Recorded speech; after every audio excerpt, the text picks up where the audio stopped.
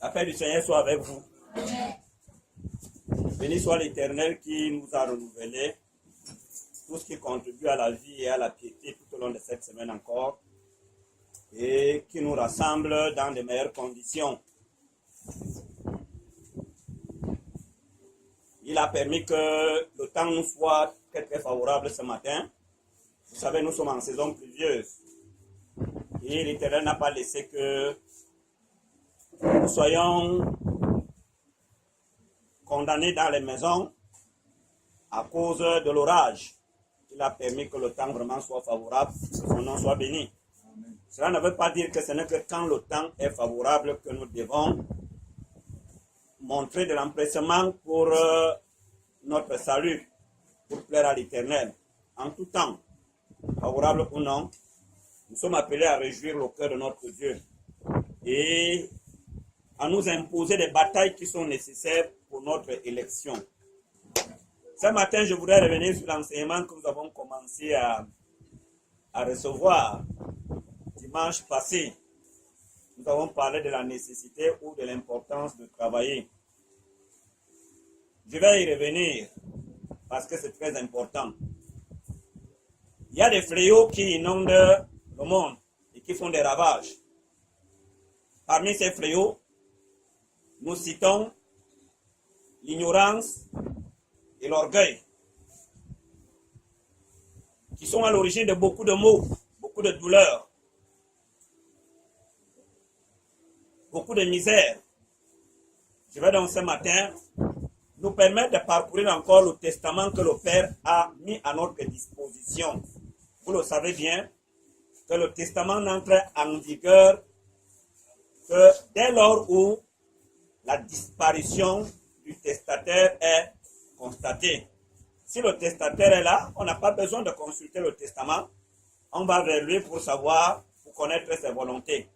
Mais dès que sa disparition est constatée, si on veut connaître ce qui le concerne, on veut connaître sa volonté, on ouvre les pages, dans les pages du livre dans lequel il a consigné ses dernières volontés.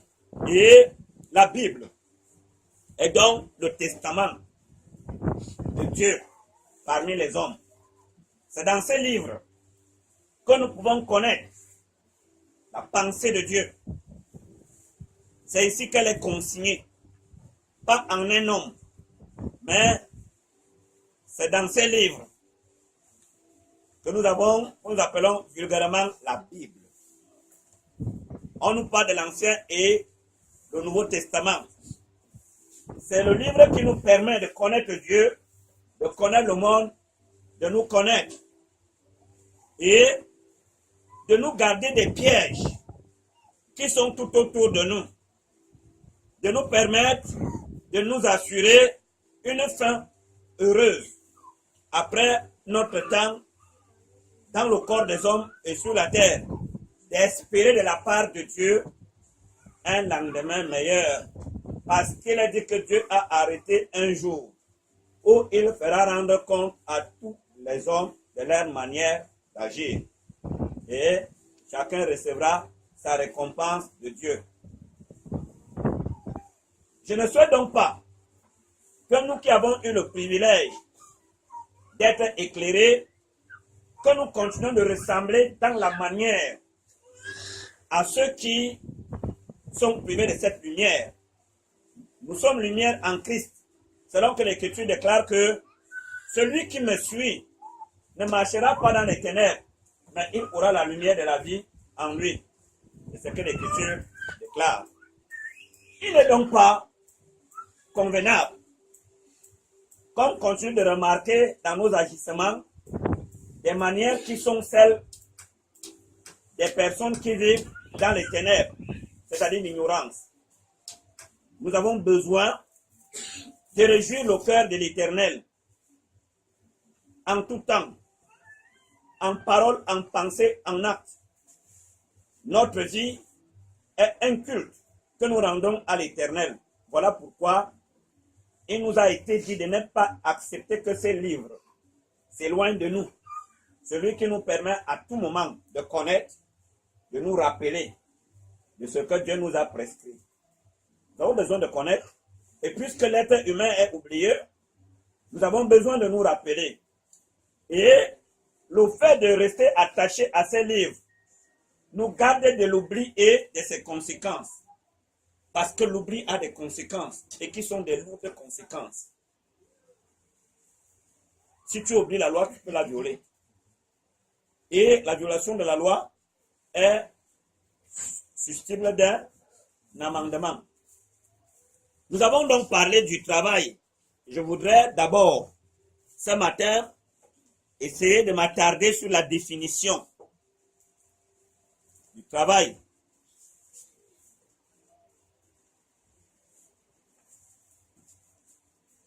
J'ai pris quelques définitions que je vais partager avec nous. Activité humaine exigeant un effort soutenu qui vise à la modification des éléments naturels, à la création et ou à la production de nouvelles choses, de nouvelles idées. Ça, c'est la première définition. Je peux la reprendre. Activité humaine exigeant un effort soutenu qui vise à la modification des éléments naturels, à la création ou la production de nouvelles choses, de nouvelles idées. Autre définition. Ensemble des activités manuelles ou intellectuelles exercées pour parvenir à un résultat utile déterminé. Je vais reprendre cette deuxième définition. Ensemble des activités manuelles ou intellectuelles exercées pour parvenir à un résultat utile déterminé. Alors, si vous voulez, je peux ajouter que le travail désigne l'effort physique ou intellectuel qui doit être accompli pour quelque chose ou pour obtenir un résultat recherché. L'effort physique ou intellectuel qui doit être accompli pour quelque chose ou pour obtenir un résultat recherché. Physique ou intellectuel, c'est pour ça que je vous ai dit que il ne faut pas croire que lorsque l'Éternel a déclaré que je bénirai ton travail, cela concerne uniquement l'effort physique. L'élève qui prépare un examen, un concours, va se dire que même s'il ne se prive pas de sommeil, c'est que sur Dieu est avec lui. Il est un enfant de Dieu, il va prier Dieu, il va passer. Hein? Là, ce n'est pas, c'est vrai qu'il y a un petit effort physique, mais c'est beaucoup plus un effort intellectuel. Est-ce que je me fais comprendre? Un effort intellectuel. Nous allons démontrer. Pour le moment, nous parlons du travail pour gagner notre pain quotidien. Pour gagner le pain quotidien, pour notre subsistance. C'est ce qui retient beaucoup l'attention. Lorsque Dieu dit que je bénirai ton travail, il dit que je serai avec toi dans la campagne, je serai avec toi en ville, je serai avec ton troupeau, je serai avec toi à l'arrivée, je serai avec toi au départ, je te bénirai, je ferai cesser. On pense beaucoup plus à la prospérité ou à la faveur divine ou la prospérité matérielle, la prospérité financière. Mais Dieu dit que je serai avec toi. Je t'accorderai ma faveur pour que tu réussisses dans ce que tu fais. Or, quand on parle de ce qu'on fait, on ne fait pas seulement pour le pain quotidien. L'évangéliste, celui qui doit évangéliser, il fait quoi? Il ne travaille pas. Qui doit aller affronter les bêtes? Qui doit aller affronter les mers? Qui doit affronter les obstacles pour que l'évangile soit prêché? Ce n'est pas un travail qui là-bas.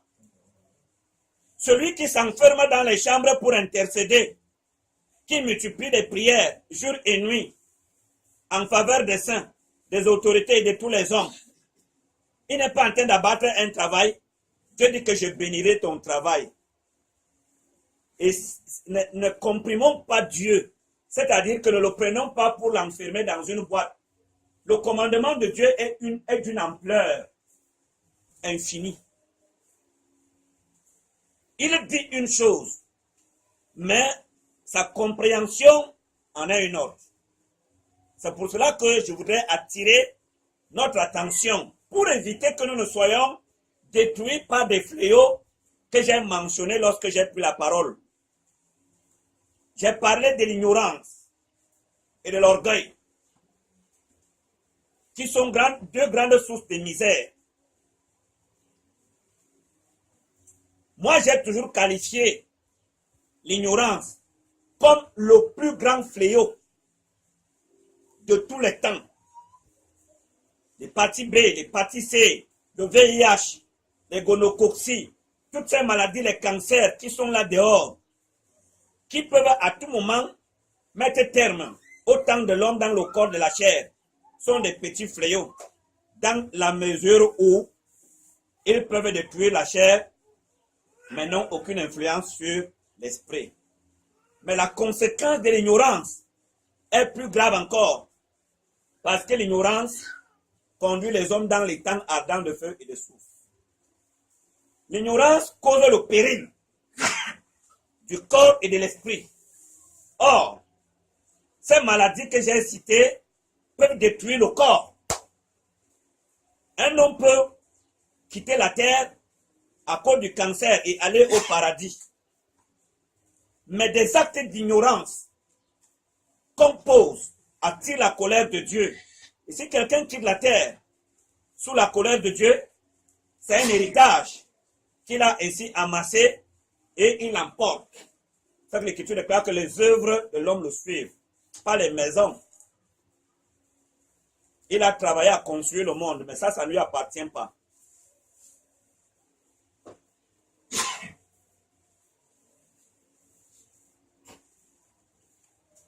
Je nous parlais l'autre jour qu'il y a des activités qui sont répréhensibles par les lois morales, par les lois divines. Il y a des activités qui sont répréhensibles. C'est-à-dire que il y a des choses que nous pouvons faire et qui peuvent faire que nous soyons amendés, que nous soyons sanctionnés, que les choses que les gens peuvent faire pour gagner leur pain, mais qui sont sanctionnés par la loi. Alors que ces personnes aussi se dépensent physiquement. Je vous ai dit l'autre jour qu'il y a une parole qui a été dite. Dieu a soumis la création à la peine, à la souffrance. La peine est la règle mère qui nous conduit à tous les résultats ou qui nous permet d'obtenir tous les résultats que nous pouvons rechercher. On ne peut se priver de la peine et espérer parvenir à un résultat recherché. Ce n'est pas possible. L'Écriture déclare par exemple que Esdras, à l'époque où Israël était livré à la folie, lui, il avait appliqué son cœur à connaître, à mettre en pratique, à enseigner. Il s'était appliqué, il a pris de la peine. Dès lors que Dieu a dit, je maudis le sol, la peine est devenue obligatoire. C'est vrai, avec le temps, les gains faciles se sont multipliés. Les loteries, que des hommes ont multiplié. Aujourd'hui, quelqu'un va aller aux États-Unis, il part jouer à la loterie. Ah bon. Ou bien le tiercé. Je n'ai rien contre le tiercé. Mais je n'encourage pas les chrétiens à se livrer au jeu hasard. Nous sommes appelés à travailler. Ce sont des paresseux qui se tournent vers ces moyens-là. Mais un homme bien formé comme nous sommes en Christ, nous ne sommes pas concernés par des jeux hasard. On veut que les gens aillent postuler pour aller au Canada, pas jouer à la loterie. Je ne vous encourage pas. S'il y a une autre démarche qui est légale, c'est normal. Mais la loterie, ce n'est pas notre affaire. Vous le supportez ainsi. Alors Dieu a tracé la voie par laquelle nous devons marcher pour arriver à tous les résultats qui sont de nature à consoler nos âmes, qui sont de nature à nous assurer ce que nous voulons, ce que nous recherchons pour la piété et pour la vie. C'est la peine. Notre appartenance à la maison de Dieu ne vient pas bafouer cette règle qui a été établie. Il y a des passages bibliques qui ont été mal interprétés et qui font que certains aujourd'hui se livrent à la paresse, s'abandonnent à la paresse sous prétexte que nous sommes devenus enfants de Dieu et voici ce que Dieu a dit. Dieu a dit que nous ne devons pas rechercher de quoi manger. Nous ne devons pas rechercher de quoi nous vêtir. Ce sont les païens qui recherchent cela. Nous, on doit seulement travailler pour le royaume des cieux et le reste nous sera donné. Alors, ces personnes s'asseyent, croisent les bras et sont dévorées par l'erreur. Je vais prendre un passage biblique qu'on va lire dans le livre de Matthieu.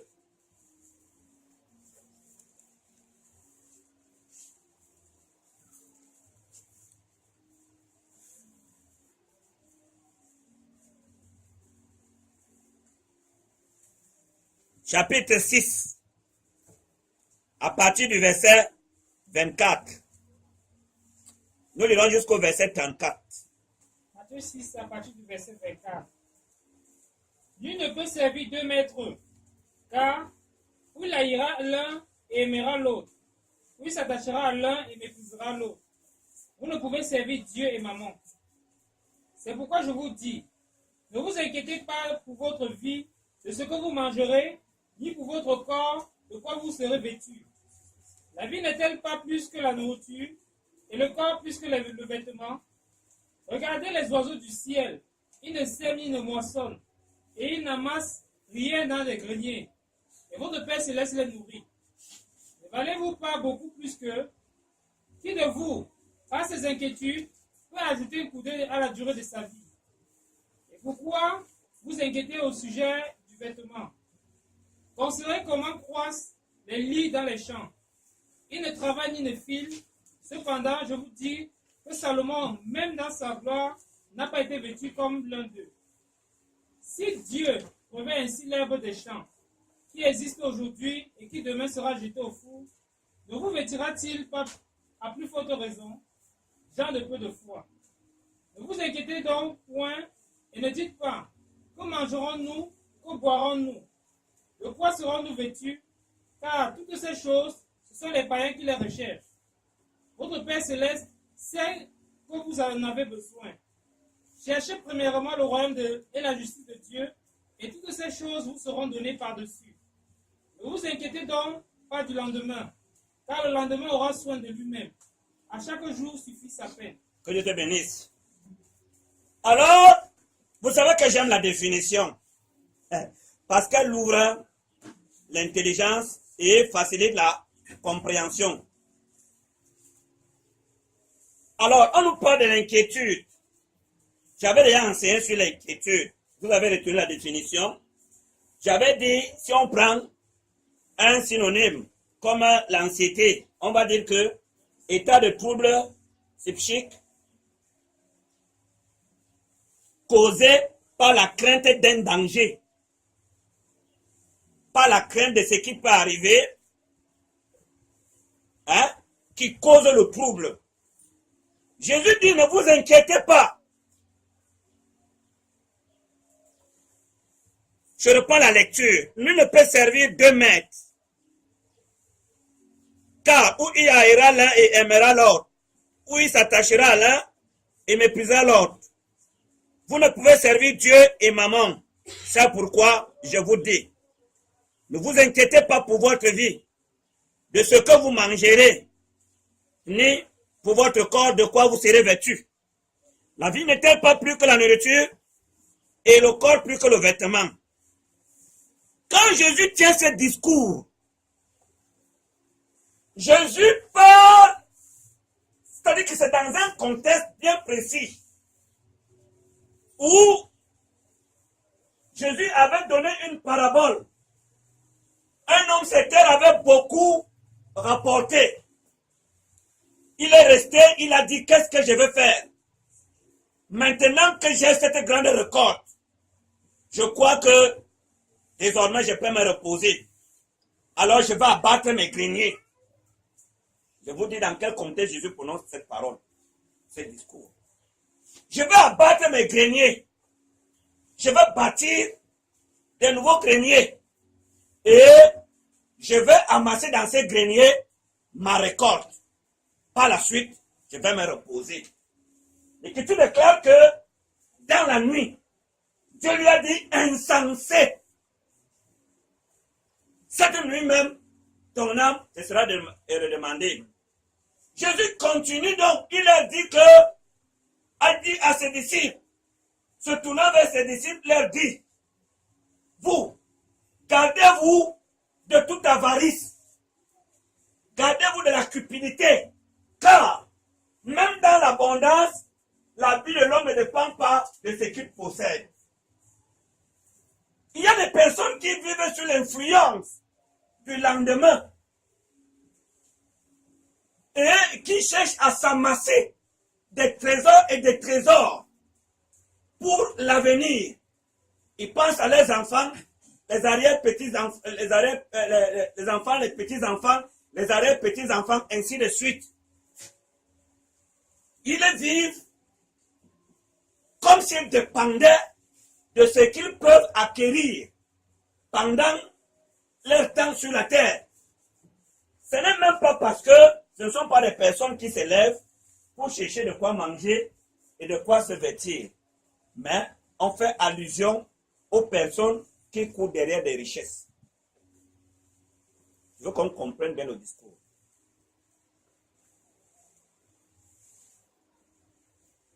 Jésus leur dit non, on ne peut servir 2 maîtres à la fois. Ceux qui interprètent cette parole comme si Jésus disait de ne pas travailler.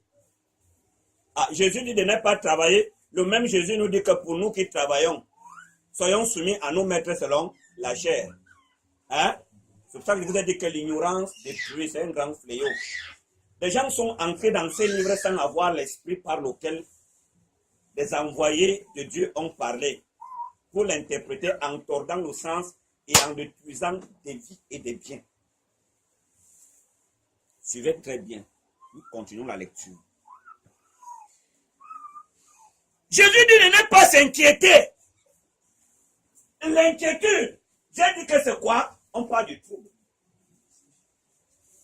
Jésus ne dit pas de ne pas agir par rapport à prendre soin de votre corps, qui est précieux. Notre corps a besoin d'être vêtu, d'être nourri.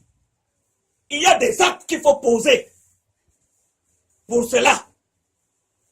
Quand on va prendre plus bas, vous allez comprendre qu'il y a nuance. Je vous rappelle une parole en passant. Jésus dit, je vous laisse la paix. Je vous donne ma paix.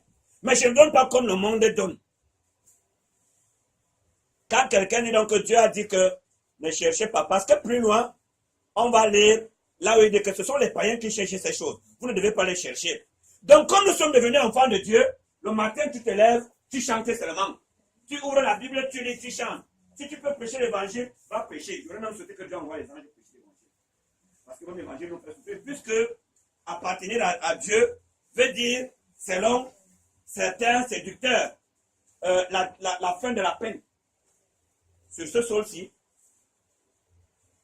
l'Écriture déclare que c'est quand Dieu va faire toutes choses nouvelles que la peine va mourir. Elle est d'actualité. Il dit qu'il n'y aura plus ni cri ni larmes. J'ai fait toutes choses nouvelles. Mais ce sol qui a été maudit, sa malédiction n'a pas encore été ôtée. Ce que Dieu est venu ôter, ce que Dieu est venu rendre possible, c'est l'accès à l'arbre de vie. Les chérubins protecteurs qui avaient été postés pour empêcher l'homme de manger le fruit de l'arbre de la vie, d'en manger et de vivre éternellement, n'ont plus de pouvoir. Christ est venu avec le secours qui nous permet d'arriver à cet arbre, de cueillir son fruit et d'en manger.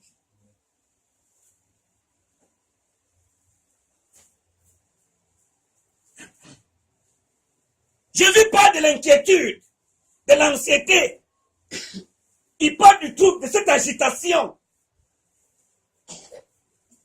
Il est à 1 an de la retraite. Il ne dort plus. C'est la tension qui est déclenchée. Toutes les maladies, c'est le diabète. Parce que le cœur est dans l'agitation. Il pense comment il va vivre sans salaire. Les petits enfants sont là. Un homme de 59 ans, il a des enfants de 3 ans. Alors, le cœur commence à s'agiter. Il ne dort pas. Quelqu'un qui travaillait, qui n'avait pas il ne prenait pas les repos médicaux, mais tous les jours, il a un repos médical. Parce que le cœur est continuellement agité. Dieu dit que ne vous inquiétez pas du lendemain. Nous ne sommes plus ce que nous étions hier. L'Écriture déclare que nous, païens, nous étions sans Dieu, sans espérance, sans alliance. Nous étions sans attente en Dieu. Mais maintenant que nous avons été réconciliés avec Dieu, nous sommes à sa charge. Il est dit dans un psaume, je t'instruirai, je te montrerai la voie que tu dois suivre. Je te conseillerai, je le regard sur toi. Que veut dire avoir le regard sur toi? Si ce n'est, je veillerai sur toi. Je te témoignerai donc ma bienveillance. Je t'instruirai. Je te ferai connaître ma pensée. Je la mettrai en toi. Je te conseillerai. Je te montrerai la voie que tu dois suivre. Alors, en marchant dans la voie que moi je t'aurais conseillé, je deviendrai moi-même ton gardien. Je serai avec toi. Il avait dit à Moïse que ne prends pas le chemin là. Passe par le désert. Or, il y avait un chemin qui était plus court. Dieu choisit le désert. Et quand il dit à Moïse, passe par le désert, Dieu est devant. L'Écriture déclare que la nuit, qu'est-ce qu'il y avait devant? La colonne de feu. Et le jour, c'était la nuée. Dieu était avec le peuple pour affronter lui-même en premier lieu tout ce que le peuple était appelé à endurer. Quand ils arrivent devant la mer, ils disent que le chemin est fini. Non, c'est moi qui t'ai montré ce chemin. Moïse. Mais on ne voyait pas Dieu avec les yeux des hommes. C'est pour ça qu'on nous parle de la foi, qui est la ferme assurance. Dieu a pris des engagements qui sont fermes, qu'il est avec nous. C'est pour cela que j'ai attiré notre attention sur l'orgueil dimanche passé. Et je crois que vous avez la définition de ce mot orgueil. Si je vous demande de rappeler, voyez que nos frères, c'est vrai, c'est dans les cahiers. Si on fait les cahiers, on va retrouver. Ce n'est pas dans les cahiers que cela doit rester, c'est dans notre intelligence. Dieu dit, garde cela dans le fond de ton cœur. Qu'est-ce que l'orgueil? Je vous pose la question et vous répondez. Vous levez le doigt pour répondre. Oui, frère. Forte opinion de soi. Qui d'autre?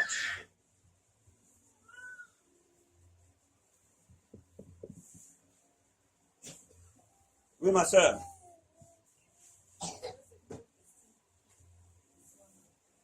Estime de soi-même, oui, oui, la soeur qui avait d'abord développé en premier lieu.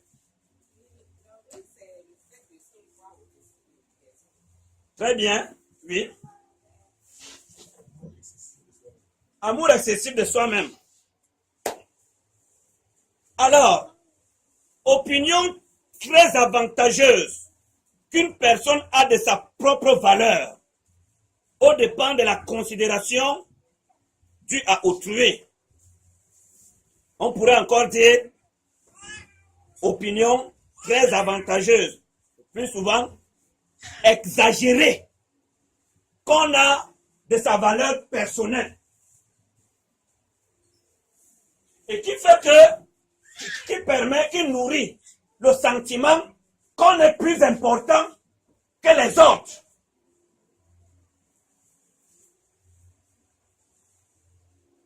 Ça fait mépriser les autres et tout.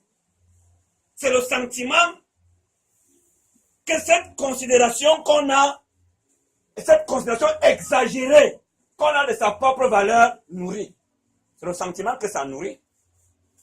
Hein? Ça te fait mépriser les autres et tout.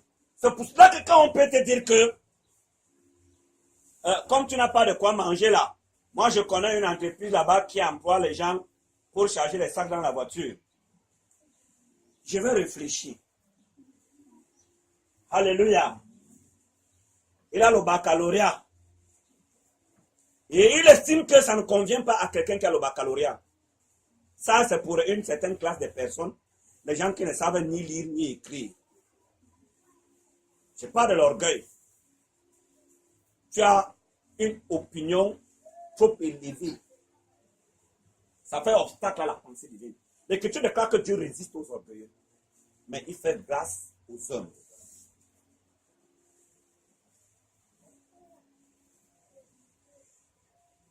Il fait grâce aux hommes. Il résiste aux orgueilleux. Regardons comment Dieu a rabaissé Joseph avant de l'élever. Mais il passe par une profonde humiliation. Pas une profonde humilité, mais une profonde humiliation. Il subit. Dieu l'humilie. Joseph, il était esclave, alors qu'il était plus grand que celui qui l'employait. On a mis Joseph en prison. Joseph a travaillé comme esclave, un prince. Qui peut travailler comme esclave? On a pris la descendance royale à Babylone pour l'employer comme esclave. Les Daniel étaient les descendants de David. C'était des princes qu'on a pris pour employer comme esclaves. Mais aux yeux de Dieu, ils étaient plus importants que ceux qui les employaient. Mais cela, il n'apparaissait pas ainsi. Mais est-ce que quand ils sont arrivés, ils se sont empêchés d'être des serviteurs parce qu'ils avaient une certaine valeur aux yeux de Dieu? Non. C'était la race pure, comme on disait. Pas les Allemands, comme Hitler disait que c'était la race pure, non. Mais les Juifs regardaient les autres. Dieu lui-même leur avait dit, vous ne mangerez pas avec les païens, les incirconcis, dont les sans Dieu. C'était comme sans Dieu, c'était comme sans valeur, sans prix, donc sans instruction. Un peu comme on va prendre les intellectuels, on va dans un village, peut-être qu'il y a une cérémonie, on mélange le repas, on le mélange sur une table. C'est une confusion. Il y en a qui vont refuser. Moi, j'ai vécu ça dernièrement au Déla. On dit la collation aura lieu ici. Et on commence à on a dû nous aller supplier certains pour venir manger. Supplier.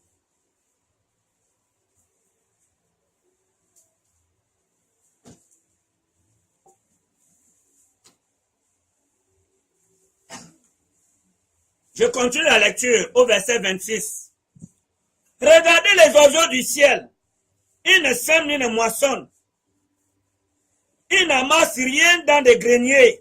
Et votre Père Céleste les nourrit. Ne valez-vous pas beaucoup mieux qu'eux, alors là, il y a un problème. On nous dit que Dieu nourrit les oiseaux du ciel. Il a cité quelques-uns que nous connaissons. Vous avez déjà rencontré Dieu en train de donner la nourriture à un oiseau? Il y a un oiseau qui ne souffre pas pour manger. Il s'appelle qui?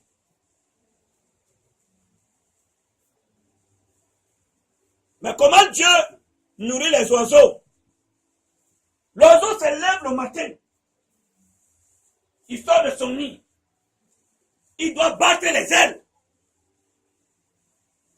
Il va à la recherche. Il se donne une peine. Et Dieu arrose sa peine de la grâce nécessaire pour qu'il rencontre ce qu'il faut pour sa subsistance, pour qu'il vive. Asseyez-vous dans la cour, observez les mouvements des oiseaux qui veulent attraper les insectes.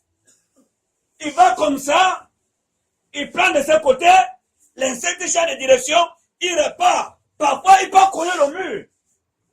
J'ai déjà vu des oiseaux se retrouver ici déjà dans ma maison. Parce qu'ils sont en train de suivre les insectes. Ils collent parfois le mur. Parce que concentrés sur l'insecte, ils ne prêtent pas attention aux obstacles. Ils suivent seulement l'insecte et il va heurter un danger. L'oiseau se bat. Et Dieu bénit ses efforts. Mais c'est Dieu qui le nourrit, il nous dit. Mais l'oiseau n'attend pas le grain dans son nid. Et chaque jour, il se lève, aller dans la forêt, aller voir ce qui se passe même dans l'eau.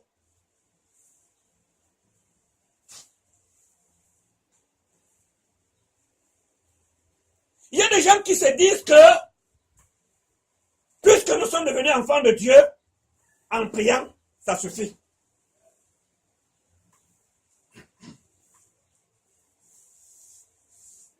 Il y a votre contribution.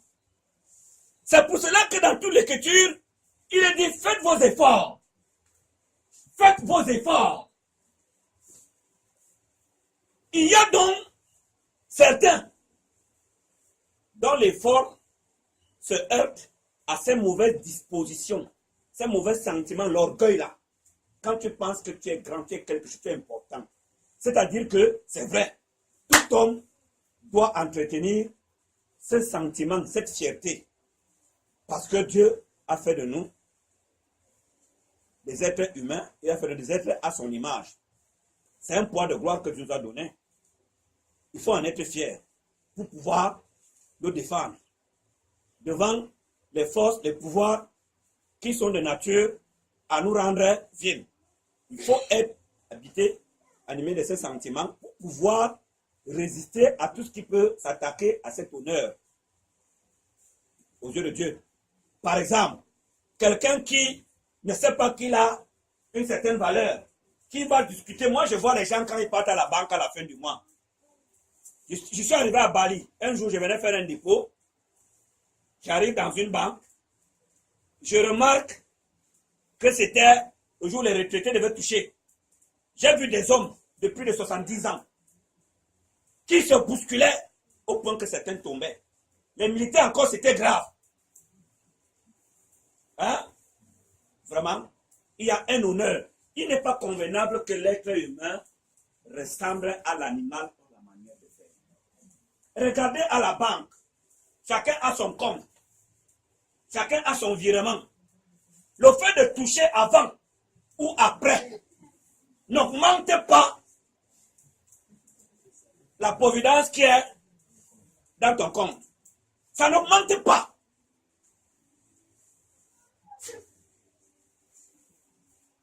Il n'y a pas une prime que les gestionnaires octroient aux personnes qui touchent en premier lieu. Pourquoi on vient se bousculer? Je n'ai jamais compris. Le jour qu'on va m'annoncer qu'il n'y a plus les distributeurs à la banque, je sors de la banque. Parce que c'est galant, c'est propre. Ça me permet de me respecter comme j'aime bien. J'aime pas la bousculade. Tu viens, tu prends. Si vous avez demandé au guichet, asseyez-vous. Toutes les banques devraient avoir des chaises pleines dans la salle. Vous vous asseyez, alors vous déposez, on vous appelle, vous partez, et ça va vite. Prenez une bouteille de grains d'arachide, penchez la bouteille. Comme tous les grains veulent sortir, la bouteille va se fermer. Il n'y a pas le bouchon, mais aucun grain ne sort. Parce que tous veulent sortir à la fois. Moi, je fais ça tous les jours. Je fais des expériences et je ris. Dans mon bureau, je prends la bouteille comme ça. Je tape. Tous les grains sont là. Tu vois, chacun se pointe. Et à la fois. C'est pas normal. Alors, quand les grains se déplacent un à un, alors la bouteille se vide. Tu peux prendre 3 jours, 4 jours, 1 mois. La bouteille là va rester là 1 an. Aucun grain ne va sortir parce qu'ils ont dit que moi je sors, moi je sors, moi je sors. Tout va sortir à la fois. Je parlais donc de ce sentiment, cette fierté-là, qui permet de défendre son honneur. On ne parle pas de l'orgueil ici. Si on parle de l'orgueil, dans le sens, si on considère que c'est l'orgueil dans le sens positif, passe l'orgueil qui signifie le mépris des autres et de tout. Des autres et de tout. Et c'est dans le vide. Aucun orgueilleux ne réussit avec Dieu. Alors, il dit que regardez les oiseaux du ciel. Ils ne sèment, ni ne moissonnent. Mais le Père les nourrit. Mais il ne les nourrit pas comme le monde est nourri. Les oiseaux là ont sa faveur. Va au champ. Reviens avec ton pistache. Dépose-le dans la cour. Va au marché. Achète tes grains de riz ou ton sac de riz. Laisse que les eaux mouillent cela et que tu le poses dans la cour. Quand tu vas le déposer dans la cour, c'est dans ton sac de riz que Dieu va bénir certains oiseaux. Alléluia. Ton effort va devenir une action de grâce pour cet oiseau. Va faire ton champ. Tu viens, tu vois que les hérissons sont venus se satisfaire. Ton manioc, ton maïs. Tu viens, tu te fâches. Tu tends les pièges. Dieu les envoie. Il dit que j'avais dit.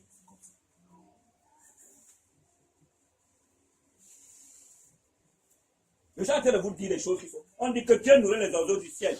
Ton prunier est dans ton champ. Moi, je vois dans certains champs, on prend le cadavre d'un oiseau qu'on suspend pour effrayer les autres. Parce qu'on veut absolument protéger. Jusque-là, Dieu envoie les oiseaux qui simplifient le cadavre de leur frère qui est suspendu et ils viennent, ils se ravitaillent. Dieu nourrit les oiseaux du ciel, mais comment? Comment Dieu les nourrit? Ils construisent des nids. Moi, je vois l'oiseau gendarme. Vous savez la peine qu'il se donne pour construire son nid? Il court, il va d'un palmier à un autre. Il coupe d'abord la feuille. Et quand il a coupé la feuille, il doit transporter. Quand il veut transporter, il tisse, il tisse. Et il travaille en chantant. Il travaille en chantant. Les oiseaux gendarmes. Je donne des exemples qui sont...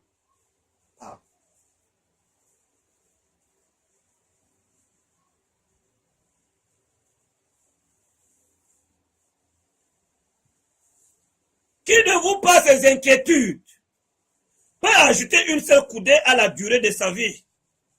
Et pourquoi vous inquiétez-vous au sujet du vêtement? Observez comment croissent les lits des champs. Ils ne travaillent ni ne filent. Cependant, je vous dis que Salomon, même dans toute sa gloire, n'a pas été vêtu comme l'un d'eux. Si Dieu revint ainsi, l'herbe des champs qui existe aujourd'hui et demain sera jetée au four, ne vous vêtira-t-il pas à plus forte raison, gens de peu de foi? Ne vous inquiétez donc pas en disant que mangerons-nous ou que boirons-nous ou de quoi serons-nous vêtus? Car cela, ce sont les païens qui le recherchent. Or, votre Père Céleste sait que vous en avez besoin. Alors ce sont les païens qui le recherchent. Frère, lis ici. C'est noir et blanc. Ce sont les païens qui le recherchent. Et il ne faut pas prêcher le faux évangile. Donc le fait de dire aux gens de travailler, on est en train de prêcher le faux évangile. Dieu a dit que il va prendre soin de vous. Bon, allez le faire. Tu vas mourir, on va t'enterrer. La foi exclut l'action. Au contraire, la foi nous pousse à l'action. La foi nous pousse à l'action. Elle nous fait agir. Il y a les actes de la foi. Nous ne sommes plus rongés par l'inquiétude, mais nous agissons par rapport aux besoins. Et cela est agréable à Dieu. Quand tu vas croiser les bras pour que les autres te nourrissent, qui va te nourrir? L'esprit sachant que plusieurs allaient le faire à tenir des discours. On connaît Éminé et Alexandre qui sont partis dire aux gens qu'ils ne doivent plus rien faire. Le royaume de Dieu est déjà là. Hein? Le royaume de Dieu est déjà là. Que les gens attendent seulement le royaume de Dieu. L'apôtre Paul dit qu'il les a livrés à Satan. Il troublait la foi des quelques-uns. Il troublait la foi. Nous revenons dans le livre d'Éphésiens.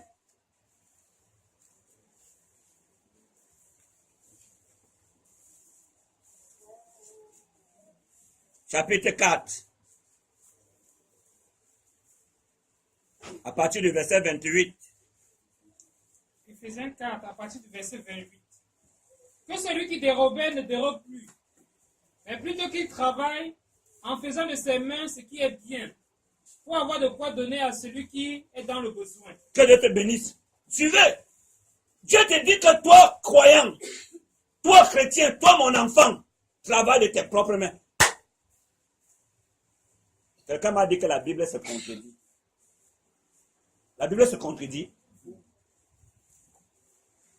C'est l'erreur. Les gens qui ne comprennent pas le langage de l'esprit,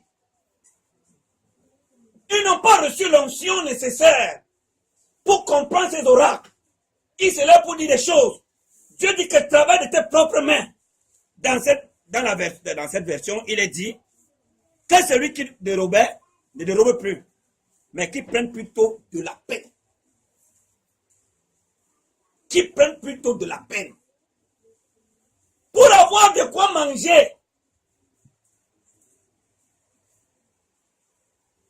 Reprends la lecture, frère.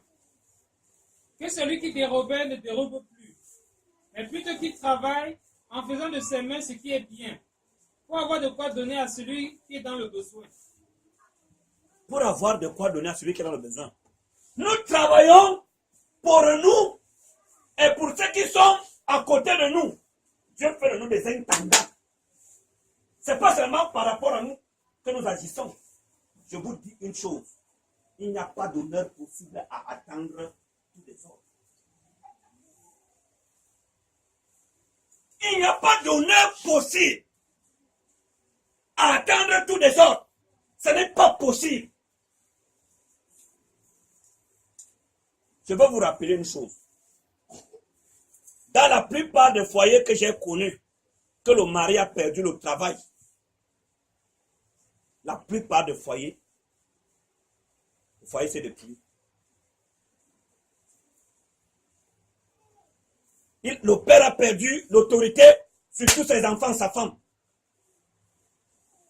Dans la plupart des foyers. Au fur et à mesure que le temps passait, il a fini par perdre l'autorité sur sa femme et ses enfants. Chaque enfant passe se battre pour apporter sa part. La mère se bat pour apporter. Le père est resté là. J'ai connu un papa comme ça. La femme lui a dit que tu ne dors plus dans ma chambre. Il est mort. Il ne pouvait plus s'approcher de sa femme. Et il a fait plus de 8 ans avant, peut-être même 10 ans ou 15 avant de mourir. Après avoir perdu son travail. Les enfants avaient les petits copains, les filles, les petits copains partout. Une fille de 15 ans tient un ami, tu vas lui dire quoi?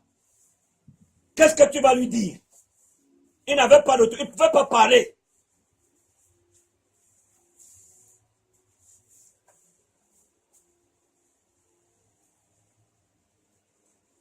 Il n'y a pas d'honneur possible.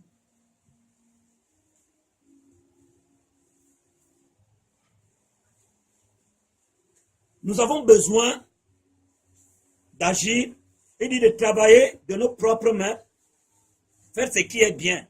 Ici, il dit en travaillant honnêtement de ses mains, pour avoir de quoi donner à celui qui est dans le besoin. Là, on ne dit même pas que pour avoir de quoi manger. Hein? On ne pense pas à lui d'abord, mais parce que c'est une œuvre excellente. L'assistance. On dit, pour qu'il ait de quoi prendre part à cette œuvre de grâce, à cette œuvre excellente, l'assistance. Quand les actions de grâce montent au ciel vers Dieu, parce que nous avons témoigné la compassion à ceux qui étaient dans le besoin, nous sommes plus honorés en ce temps-là que lorsque on a pris notre salaire devant la banque, on s'est assis. Parce qu'aujourd'hui, vous savez ce que les travailleurs mangent le jour de la paie, c'est la viande de porc à Douala. Le porc avec le plantain brisé. Ils s'asseyent, tu les vois la table noire.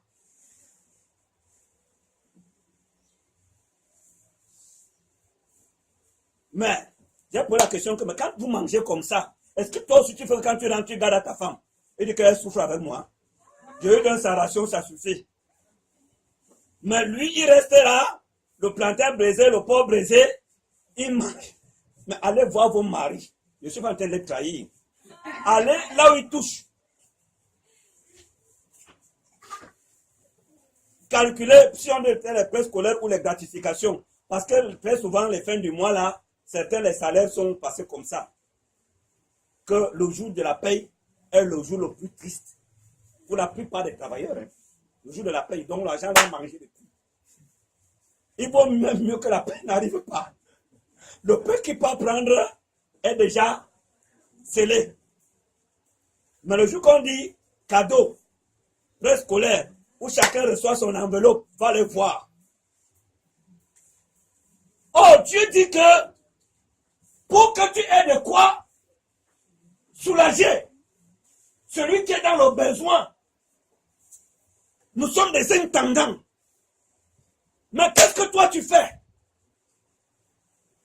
Je dis que tout le monde doit être animé de cette pensée. Je reviens dans le livre de 1 Thessaloniciens.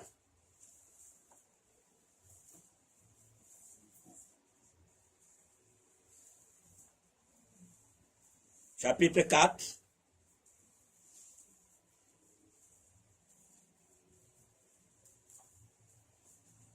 Lisez à partir du verset 10. 1 Thessaloniciens 4 à partir du verset 10. Et c'est aussi ce que vous faites envers tous les frères dans la Macédoine entière.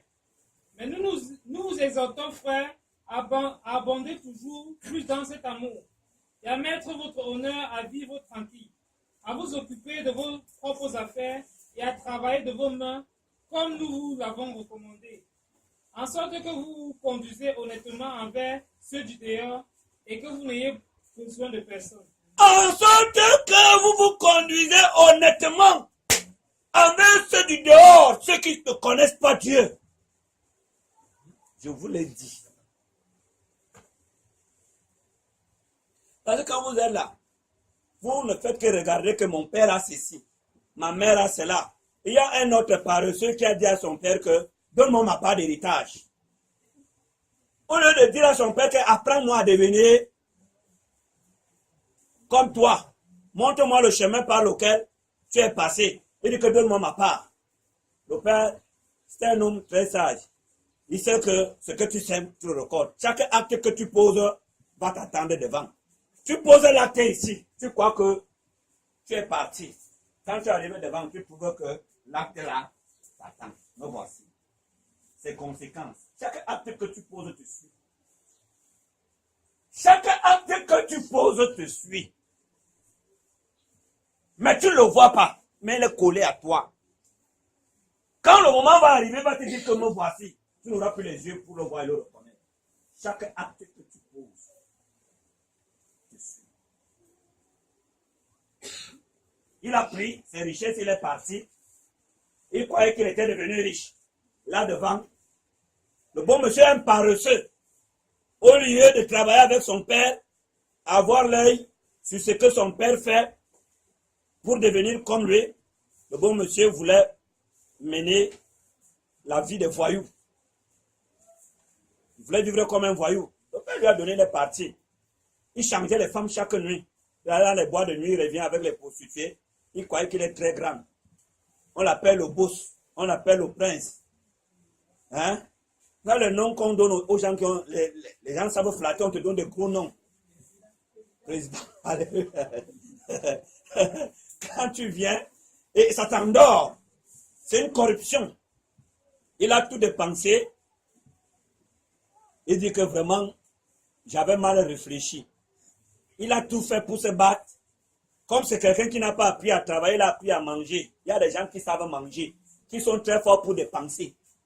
Au lieu d'apprendre à dépenser, apprenez à faire des recettes, des entrées. C'est ça le plus important. Le plus grand, ce n'est pas celui qui dépense, mais celui qui fait des recettes. Nous fabriquons des recettes. Vous me suivez bien? Il est parti. Il dit, pour ne pas avoir besoin, cette jalousie, les saints l'ont perdu. Les chrétiens de nos jours ne savent plus dire non. Ils ne sont plus sélectifs. Ils embrassent tout. C'est pas normal, c'est pas convenable. On a vu Daniel dire que maintenant que je suis ici, je ne mange pas de n'importe quoi. C'est vrai, je travaille dans cette maison. Je ne veux pas accepter que tout fasse ma joie. Et dans l'écriture, Dieu avait dit à Moïse qu'il ne faut pas apporter dans ma maison le salaire des prostituées, des voleurs. Dieu nous donnait un exemple. Nous qui sommes un peuple de sacrificateurs, tout n'est pas bienvenu pour un sacrificateur. Toutes les offrandes ne sont pas bienvenues. Il dit pour ne pas avoir besoin de ceux qui sont sans frein. Il peut envoyer sa main n'importe où pour se satisfaire. On n'est plus sûr de ce que nous avons gagné.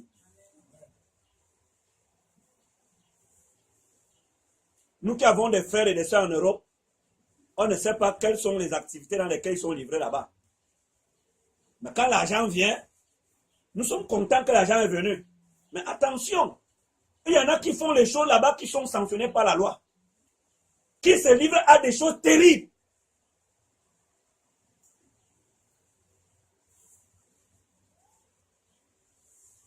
Je ne vous demande pas de leur poser la question que ton argent vient d'où. Ce n'est pas ce que je vous dis. Mais je vous dis seulement que, attention. Je n'ai rien contre. Ce n'est pas seulement ceux qui sont en Europe. Même ici au pays. Ton mari revient, il fait les tontines de 100 000. Ton mari, son salaire, c'est 150 000. Vous louez une maison, 115 000. La facture d'eau, c'est 13 000. L'électricité, c'est 25 000. Il a l'esprit dans la maison. Il fait les tontines de 100 000. On peut compter les aides. Tu ne te poses pas de questions. Que cet argent vient d'où? Que ça manque contente. Toi, la sœur, parce que tu vis dans un confort. La vie est facile. Est-ce que c'est l'effort qui rend votre vie facile? Ou alors, c'est la violation de la loi, des règles, de l'éthique qui vous place sur cette hauteur? Méritez-vous cela? C'est une grâce? Vous rendez grâce à Dieu? Est-ce que vous rendez grâce à Dieu? Dieu est sûr? Vous rendez grâce à Dieu et Dieu dit voilà mes serviteurs, vous êtes sûr? Il nous a été dit que mieux vaut le peu. C'est-à-dire que ton mari, avec le salaire de 125 000, vous devez louer une maison de 25 ou de faire 25 000. En comptabilité, on dit que le loyer doit représenter quel pourcentage? Hein? Un quart. Donc, si tu as 125 000, tu loues à 25 000, tu es sage. Voilà, c'est là un cinquième, non? Là, c'est là un cinquième. Ça veut dire que tu as fait l'économie par rapport à ce qu'on nous a appris à l'école. On a dit que c'est un quart. Et avec 25 000, vous avez 3 enfants, vous avez forcément besoin de 2 chambres. Et ça, c'est après, tu peux une maison de 2 chambres à 25 000. Avant que celle-ci ne nous revienne, on la loue à 70 000. Donc tu dois aller à Banga Pongo. Tu peux trouver là-bas 3 chambres, salon à 25 000 francs. Au lieu d'aller vivre à Bonapiso, avec un argent qui va te coûter cher demain, un gain qui va te coûter plus cher plus tard. Et quand il ne sera plus possible de faire des réparations, les paresseux aiment cela. Nous sommes un peuple assez éclairé.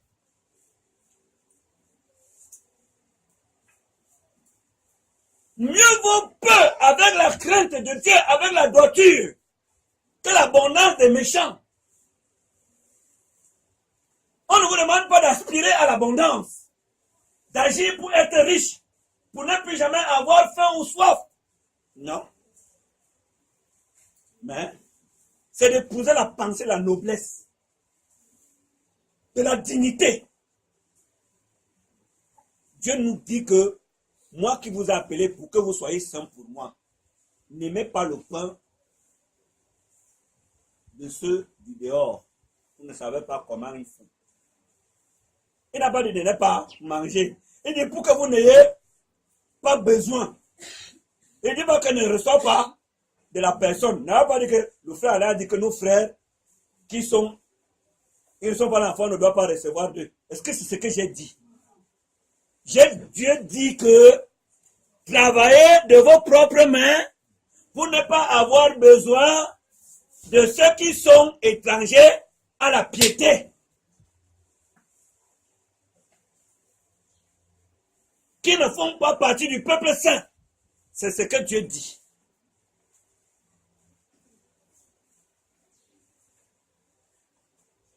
Nous connaissons aujourd'hui au Cameroun ce qui se passe. Chacun est flatté par une vue luxueuse, confortable. Et les Camerounais font tout pour se faire de l'argent. C'est pas ça. Nous sanctionnons l'autre. Et l'orgueil fait que beaucoup se plaisent dans cette facilité. Le Cameroun est parmi les États les plus corrompus du monde. On essaye de corrompre les organisations pour dire que non, on n'est pas numéro 1, on n'est pas ceci. Nous-mêmes, nous savons que c'est le grand frère. Quand tu vois un homme en tenue qui construit les immeubles, un maréchal des logis qui construit les immeubles, on ne peut pas lui donner un crédit qui pèse à la banque. Il fait comment pour construire les immeubles? On te dit qu'il a 3 immeubles. Parce qu'il est routier. Il s'assoit, il prend, il siffle, tu t'arrêtes, tu vas, tu donnes. Quelqu'un qui était plus maigre que moi, même la moto sur laquelle il monte menace de s'écraser. Il s'engraisse. Ce n'est pas ce que Dieu vous demande d'aller faire. Dieu dit que faites ce qui est bien. C'est-à-dire ce qui est pur, ce qui honore Dieu, ce qui sanctifie son nom. Nous avons reçu une dignité, un honneur, par l'Esprit de Dieu qui nous a été donné. Il ne faut pas le fouler aux pieds à cause de ce que nous avons besoin de manger ou de nous vêtir.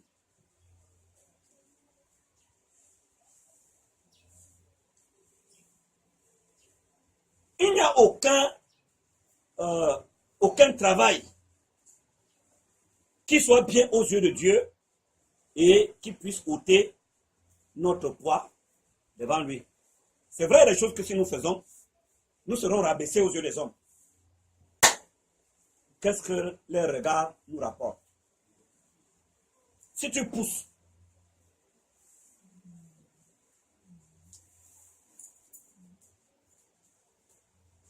moi je peux faire le taxi. Je suis amené à penser que je peux faire le taxi demain. Le clando, je peux faire. Je suis père de famille. Le père déclare que c'est le père qui cherche et que tu déclares que c'est le père qui cherche pour les enfants. Si aujourd'hui,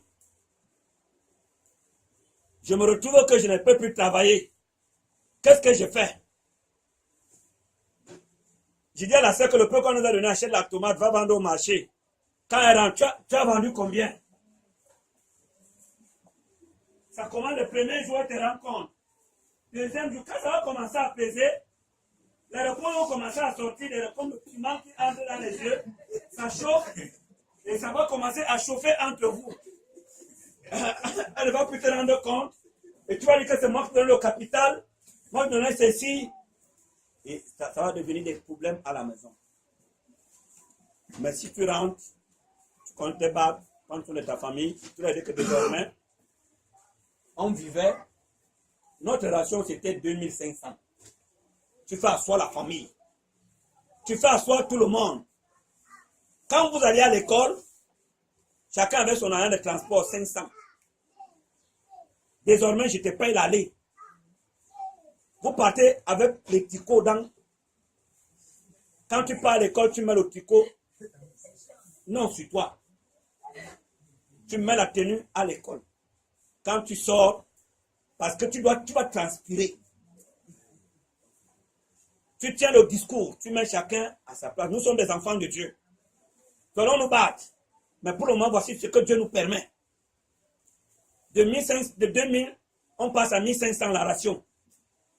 Désormais, vous n'allez plus manger de viande. Et je ne veux pas entendre qu'une personne est partie manger en face ou à côté. Tu tiens le discours. Tu prépares ta famille. Le niveau de vie doit changer. Maintenant, il faut une nouvelle attitude. Une attitude conséquente par rapport à ce qu'on a en face. Nous ne devons pas rester, parce que quand on veut se maintenir dans la position initiale, alors que Dieu nous donne une nouvelle position, ça devient une guerre contre Dieu et un moyen de nous détruire. Il y en a qui, quand ils commencent, ils sont dans cette disposition. Mais quand ils ont grandi, ils oublient ce qu'ils étaient hier. Ils refusent de revenir à la position initiale, c'est-à-dire que de revenir bas.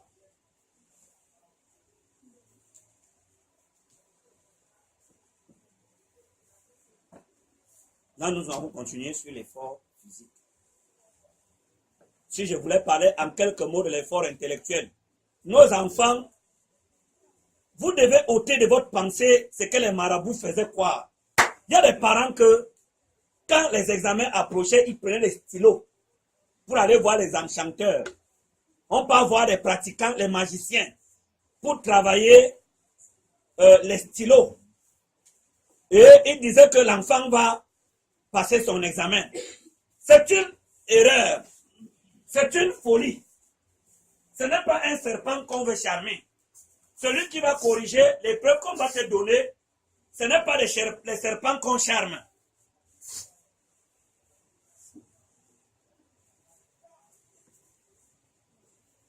Dieu demande d'apprendre, de travailler. Il faut apprendre. Et Dieu bénira les efforts que tu fais. Mais quand tu rentres le soir, tu as pris ton cahier, tu déposes. Je connais des hommes, des dirigeants de l'église qui ont tué les enfants. L'enfant tient 5 cultes par semaine. Tous les soirs, il y a culte. Tous les soirs, il y a quelque chose dans la maison de prière. Le père prend l'enfant et l'amène.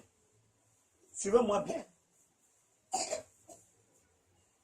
Intercession, l'enfant est là. Chorale, l'enfant est là. Groupe de jeunes, l'enfant est là. Rencontre, l'enfant est là. Évangélisation de lundi à dimanche, l'enfant est suroccupé. Quand les examens approchent, prions l'Éternel pour nos enfants. Prions que l'Éternel soit avec nos enfants. qui passe les examens. Frère Prion, on appelle ça la sorcellerie.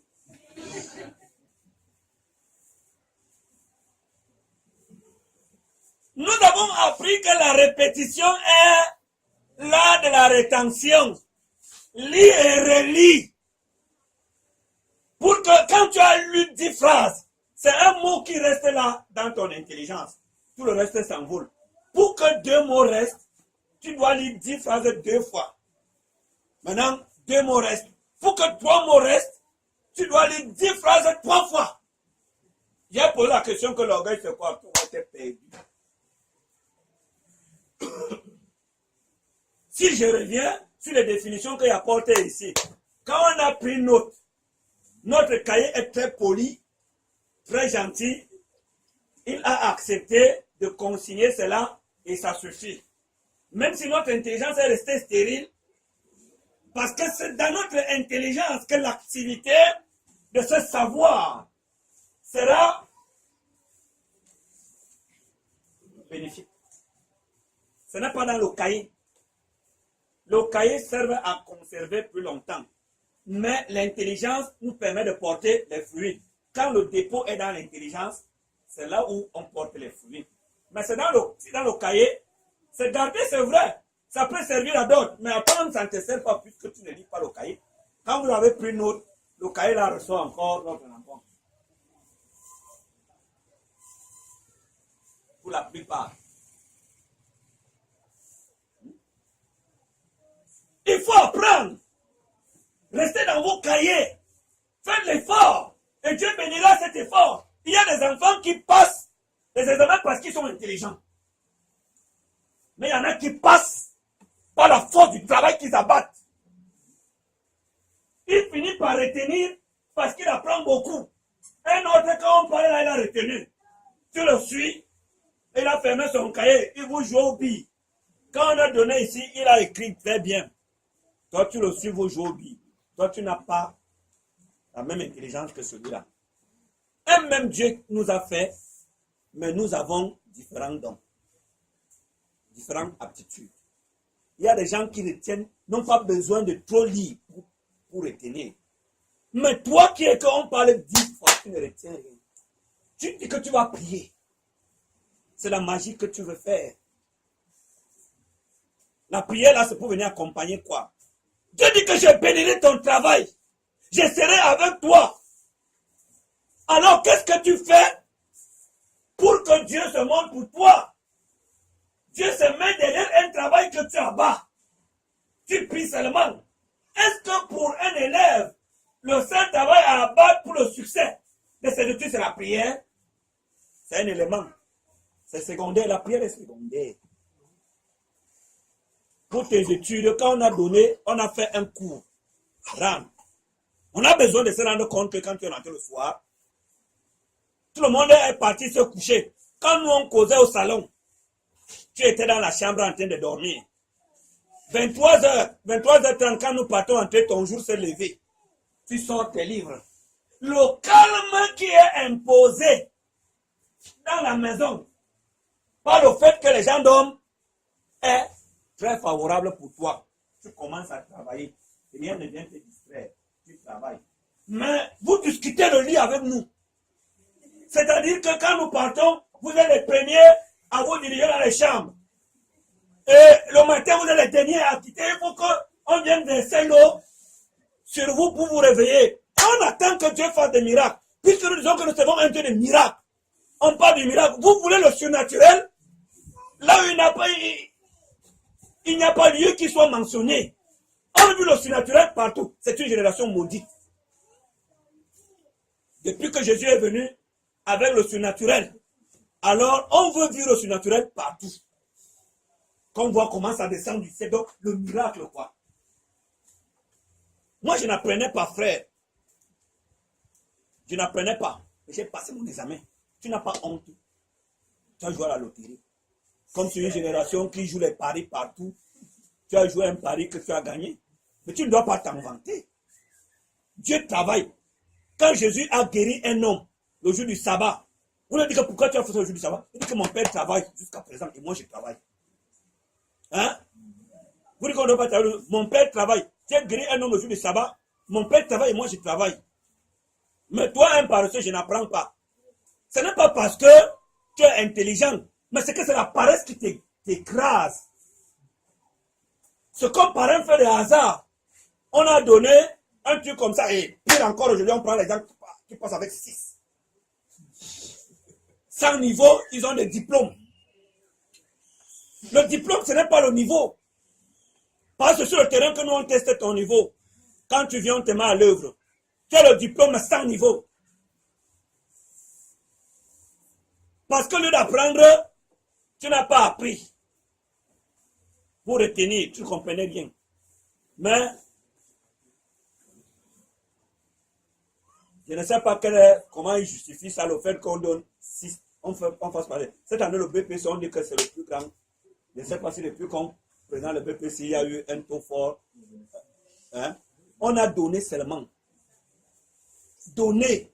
Je ne sais pas si on a pris avec toi, je ne sais pas. Tout le monde a passé. Hein? Mais je dis que c'est incroyable. Ce sont les 100 niveaux. Ce sont les 100 niveaux. Mais on va dire qu'on veut les gens qui ont le niveau BPC, il va présenter l'examen. On va se rendre compte, nous on voit. Nous sommes dans les sociétés. On voit. Ce que nous voyons, c'est grave. On t'envoie un électricien. On te dit qu'il a le BTS en électricité. Tu le mets. Il est perdu. Mais j'ai posé la question à un mécanicien l'autre jour que, mais lui, il y a la mousse. Tu vois la mousse dans le réservoir. Lui ne doit pas mousser. Il me dit que lui doit mousser. Je lui ai dit que reste tranquille. Je ne suis pas mécanicien. Mais je travaille. Je suis dans les industries depuis 32 ans. Je peux te mettre à l'école, je t'apprends ça. Lui ne doit pas mousser. Lui, quand lui mousse, ça veut dire qu'il y a un problème. J'ai commencé à lui citer des choses. Lui ne circule pas bien. Il y a un obstacle. Lui ne doit pas mousser. Mais on te dit qu'on est mécanicien. Il faut apprendre. Dieu, ce n'est pas. Ne cherchons pas à vivre le miracle là où il n'y a pas de miracle. C'est Dieu qui fait le miracle quand c'est nécessaire. Mais partout, vous l'invitez que Dieu fasse le miracle. Là où vous devez travailler, vous dites que Dieu fait le miracle. Il faut travailler. Je me fais comprendre. Je parle de l'effort intellectuel, la peine. Quand Noé est né, on a dit que c'est celui-ci qui nous consolera de la peine que nous causent les durs travaux sur ce sol que Dieu a maudit. La peine. Le royaume de Dieu, la peine. Le pain ici, tout passe par la peine. Il faut sur la peine. Et Dieu dit que celui qui peine est le premier à récolter. Le laboureur qui peine, il écrit cela à Timothée, est le premier à récolter. Tu veux que la maison de Dieu soit remplie d'âmes, il faut sortir prêcher. Nous ne pouvons pas rester ici et dire que non, les âmes ne viennent pas. Les âmes ne viennent pas. Quand on dit que Dieu a tiré les âmes, au jour d'autrefois, mais il y a quelque chose qui était fait pour que les âmes soient attirées. Dieu a dit aux apôtres d'aller et d'annoncer. Mais une assemblée qui marche, où les gens témoignent, par-ci, par-là, elle doit grandir forcément en nombre. Hein? Il y a un autre travail qui doit être fait par d'autres pour que l'assemblée grandisse en qualité. Dieu, il dit que je bénirai ton travail. Nous prions seulement que le Seigneur envoie nos frères. Il dit que oui, c'est vrai, j'ai exaucé. J'ai exaucé votre prière. Frère, allez donc les chercher. Allez les chercher. On ne rit plus quand j'ai parlé lors de la personne, ne rit plus. Tout à l'heure, là, on était content, on riait. C'est ça. C'est les choses qui sont vraies. Celui qui peine. On dit que non, les témoins de Jéhovah sont partout. Les témoins de Jéhovah sont partout. Même si ne se convertissent pas, mais au moins, en nombre d'égal à marche. Il vient ici, tu le reçois, même si tu lui poses n'importe quelle question, il revient. L'autre groupe passe, il revient. Il peut persévérer derrière toi même pendant 2 ans. Il vient toujours. Ils grandissent en nombre plus que tout le monde. Ils grandissent même plus que les marabouts qui viennent pour mettre le ciel et la terre aujourd'hui. Ils marchent, ils prennent de la peine. Ils prennent de la peine. Tu es dans la chambre, tu t'enfermes, tu pries. Seigneur, je sais qu'il y a des enfants de Dieu qui ont besoin de la bonne parole que toi tu nous fais entendre. Envoie-les au nom de Jésus. Je lis tout ce qui empêche les enfants de Dieu de venir parmi nous. C'est quelle prière que tu es en train de faire? C'est comme quelqu'un qui dit que ma fille, fais les enfants. Ma fille, fais les enfants. Et que je ne veux pas voir un homme passer à côté de toi. Ma fille, fais les enfants.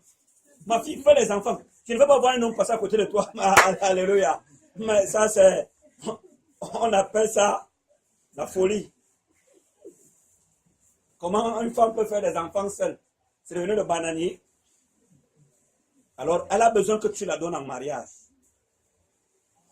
Avec son mari, ils feront les enfants.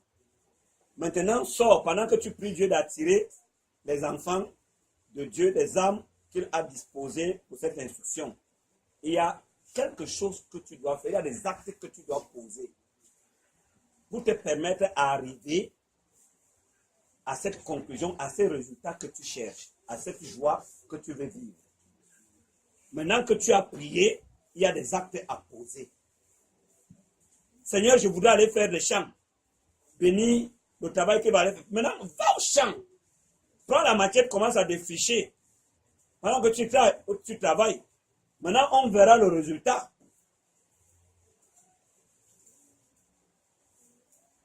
Alléluia.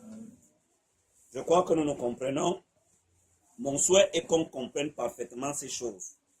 Nous ne parlons pas dans le but de vous aider, de vous permettre à remplir les pages de vos blocs-notes, mais dans le but de vous affranchir de toute confusion, de toute erreur, et de vous permettre de réjouir de mieux en mieux l'Éternel qui nous a créés pour servir à la célébration de la gloire de son nom, pour réjouir son cœur par de bonnes manières, bon comportement, de bonne façon. C'est pour cela que nous ne pouvons nous fatiguer de vous faire entendre ces choses, de vous apporter ce savoir qui est indispensable pour vos progrès. Que la paix du Seigneur soit avec vous. Amen.